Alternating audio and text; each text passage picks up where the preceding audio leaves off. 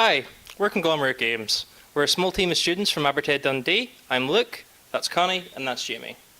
We're collaborating with the research project Project Physio, along with Microsoft and UCL, whose aim is to improve physiotherapy care for children with cystic fibrosis. So, what is cystic fibrosis? Cystic fibrosis, or CF, is a life-limiting genetic condition that causes a thick, sticky mucus to build up in the lungs and digestive system. This can cause repeated chest infections, shortness of breath, lack of proper food absorption, amongst many other problems. As you can see from this chart, the majority of sufferers of CF are unfortunately children. This is because the life expectancy is less than 50 years old. To improve the livelihood and increase life expectancy, sufferers must perform rigorous daily physiotherapy exercises. These include airway clearance techniques, or ACTs, to remove the mucus buildup from their lungs. The device on the right there helps them do these, and as you can see, there's a physio sensor attached to that as well, which allows us to monitor the user's breathing. With the detected breaths, Konglomerate Games can then gamify these ACTs and make the hour-long daily sessions slightly more fun and enjoyable for children ages 6 to 16. To go more in depth about this, I'm going to pass you over to Jimmy. The game is developed for the Universal Windows platform. This means that it is playable on any Windows device. It begins with a calibration screen, which can scale the game dynamically based on the user's current state of health.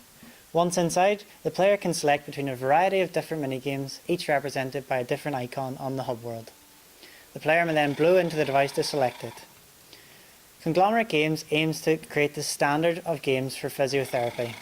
In the past, previous games have sometimes encouraged poor technique through the gameplay and even used breath pressure, which can encourage short, sharp breaths from the player rather than the long, slow exhales required for the ACTs.